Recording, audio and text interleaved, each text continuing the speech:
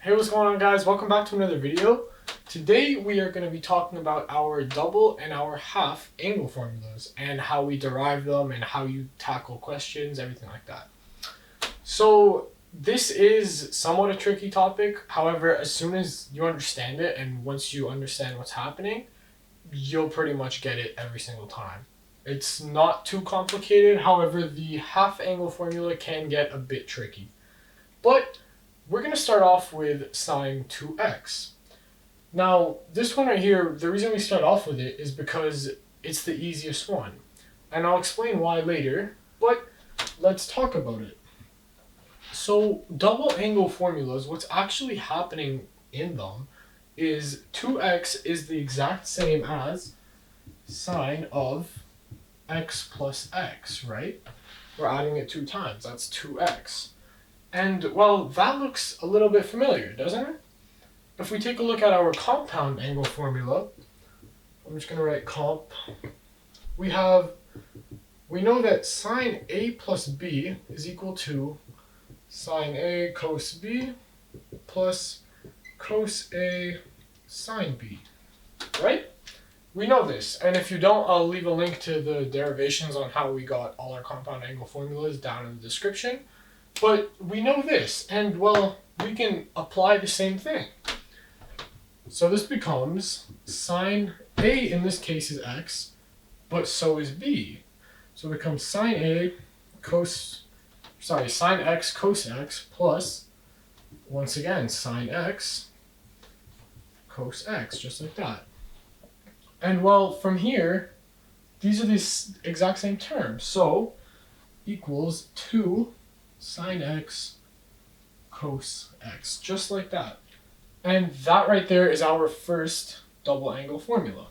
It is, I'm just going to make a little sine of 2x or 2 theta is equal to 2 sine x cos x, just like that. Let's move on to cos of 2x, where things get a little bit longer. Okay, so now moving on to cos of 2x, we are going to do the exact same thing. So, first rewrite it for your own understanding as cos of x plus x. And once again, we're going to use our compound angle formula and we're going to expand it. So this becomes cos x minus sine x sine x. And well, cos x times cos x is cos squared x. Whoops. Cos squared x. And sine x times sine x, same thing, sine squared x. Now, the reason I say that this one is a little bit longer is because hopefully you guys realize it right away, but both of these can be changed. Now, you might be asking, why would we do that? Well, when we move on to the half angle formulas, we're actually going to need that. So right away, let's write out our 2 other equations. Now, the way we do it is we know that cos squared x is equal to 1 minus sine squared x, right? And we know that sine squared x equals 1 minus cos squared x. We know these things already. So, I'm just going to label this. This is equation number 1. So technically, yeah, this is actually what that is equal to. However, there's more that it can be. So cos squared x minus sine squared x. And we're going to use cos squared x equals 1 minus sine squared x. So 1 minus sine squared x minus sine squared x. So we just rewrote cos squared x as something else. And we get 1 minus sine squared x minus sine squared x, and these are the same terms. So negative minus a negative is negative 2. So we get our second one to be 1 minus 2 sine squared x, just like that. This is number 2. And now finally number 3, this one we subbed in 1 minus sine squared x for cos squared x. Now we're going to sub in 1 minus cos squared x for sine squared x. And I'll do that one down here. So we have cos squared x minus sine squared x equals cos squared x minus 1 minus cos squared x. And then run the negative through.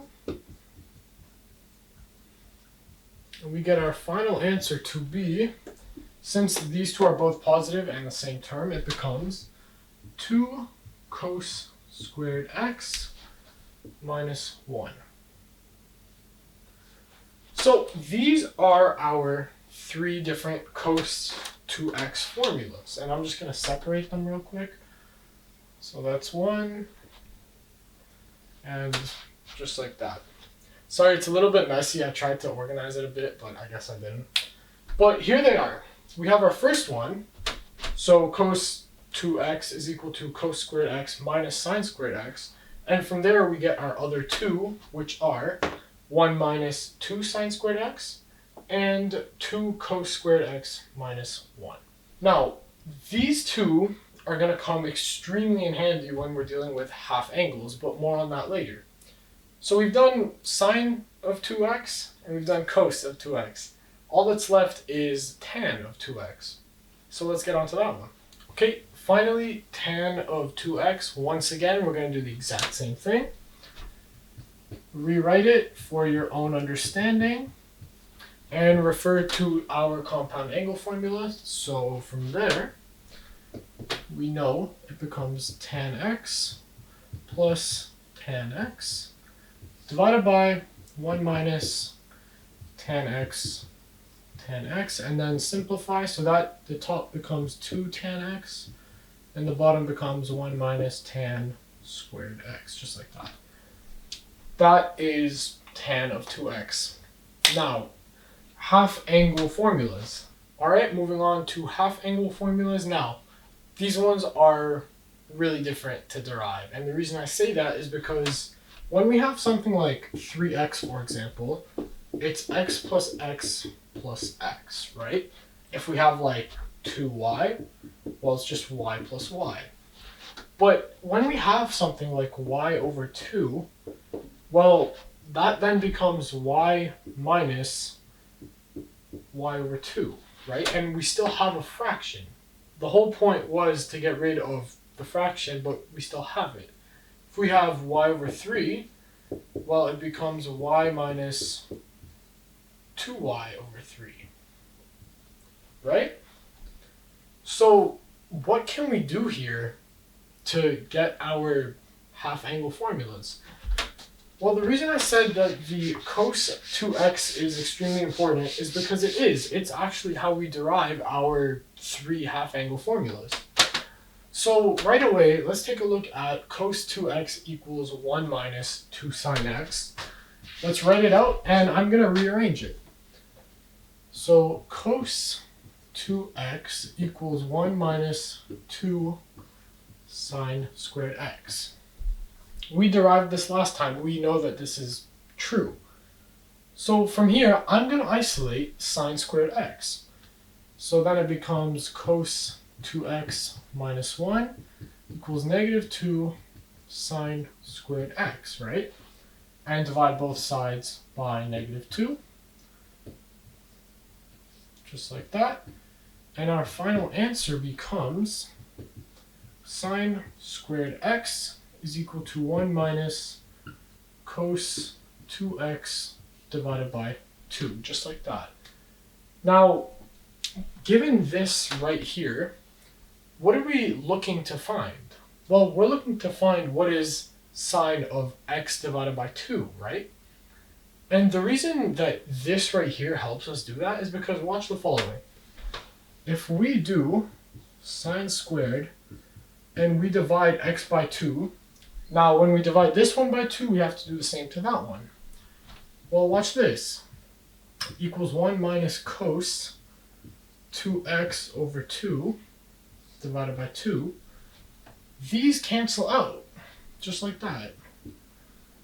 And we are left with sine squared of x over 2 equals 1 minus cos x over 2, just like that. However, we're not done because don't forget, we still have this squared right there. So from here, what we have to do is take the root of both sides. And our final answer becomes sine of x over 2 equals square root of, don't forget the plus minus in front. That could be like a communication error and stuff, and it shows that you don't understand how square roots work. Anyways, becomes the square root of positive or negative 1 minus cos x divided by 2. And that right there is our first half angle formula. Sine of x over 2 is equal to plus or minus the square root of 1 minus cos x divided by 2. Now, to find cos of x over 2, we're basically going to do the exact same thing. However, instead of using this one, we're going to use this one. Okay, so like I just said, let's just rewrite this. So we get cos 2x equals 2 cos squared x minus 1. Now, this time we're going to try to isolate the cos squared x. So right away, add 1 to both sides. Cos 2x plus 1 equals 2 cos square x. And from here, just divide both sides by 2. And we get our final answer as cos squared x equals cos 2x plus 1 over 2. Now, once again, we want to find our half angle formula, so we're going to do x over 2. So it becomes cos squared of x over 2 equals cos of 2x over 2 plus 1, all of that divided by 2. And 2x over 2 just simplifies to x. Beautiful. Finally, we have cos squared of x divided by 2 equals cos x plus 1 divided by 2. Once again, don't forget the square. Very common mistake, especially when you're deriving. Oh, look at that, I'm done. No, you're not. Cos of x over 2 is equal to plus minus the square root of cos x plus 1 divided by 2. Just like that.